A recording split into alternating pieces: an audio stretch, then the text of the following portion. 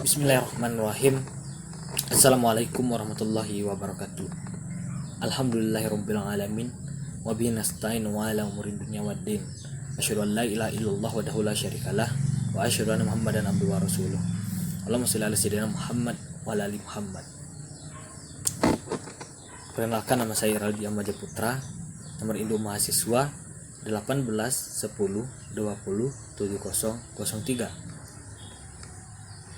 Saya berasal dari jurusan Bimbingan dan Konseling Pendidikan Islam, Fakultas Tarbiyah dan Ilmu Keguruan, Institut Agama Islam Negeri Kerinci.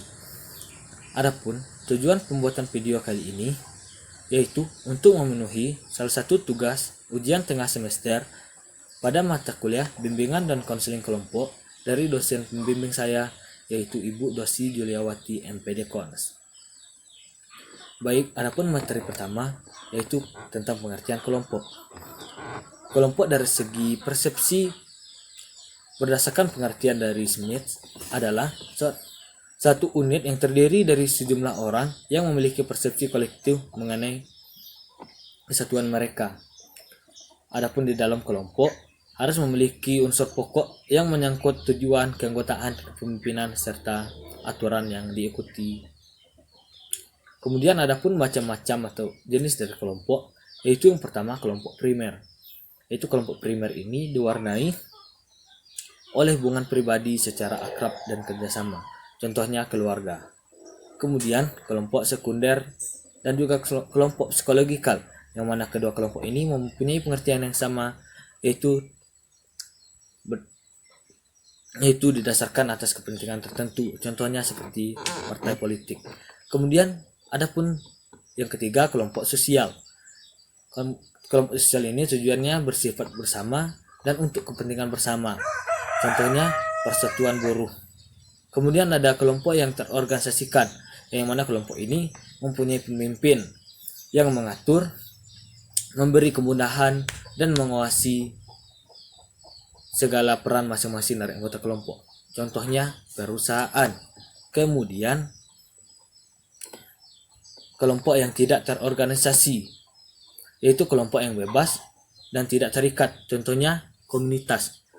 Kemudian ada faktor pengikat dalam kelompok, yaitu yang pertama interaksi antar anggota kelompok, kemudian yang kedua ikatan emosional, kemudian yang ketiga tujuan dan kepentingan bersama, yang keempat kepemimpinan yang dipatuhi, dan yang kelima norma yang diakui dan diikuti. Kemudian adapun kelompok dalam bimbingan dan konseling kelompok, yaitu pertama adanya pemimpin dan anggota kelompok, kemudian adanya dinamika kelompok, adanya pengaruh satu sama lain, kemudian adanya norma yang diikuti, dan anggota kelompok yang efektif adalah 10 orang. Kemudian adapun perbedaan layanan bimbingan kelompok dan layanan konseling kelompok, yaitu yang pertama, layanan bimbingan kelompok membahas tentang topik umum atau membahas masalah di luar masalah dari individu.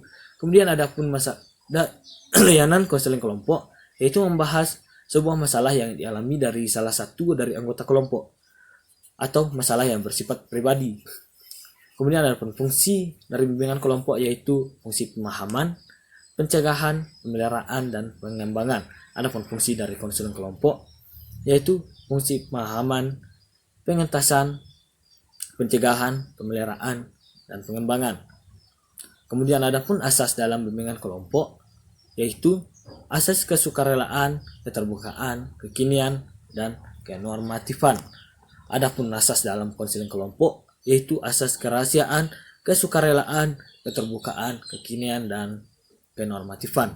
Adapun tahap dalam pelaksanaan bimbingan kelompok, yaitu yang pertama tahap pembentukan, yang mana di sini kita membentuk sekumpulan orang untuk menjadi kelompok, yang mana dengan tujuan untuk mencapai tujuan bersama. Kemudian tahap peralihan, yang mana kita mengalihkan dari kegiatan yang awal ke kegiatan berikutnya.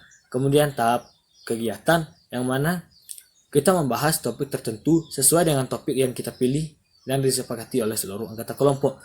Kemudian yang terakhir, tahap pengakhiran, yang mana kita melihat apa yang dicapai oleh kelompok dan apa yang akan mereka rencanakan dan untuk kegiatan selanjutnya.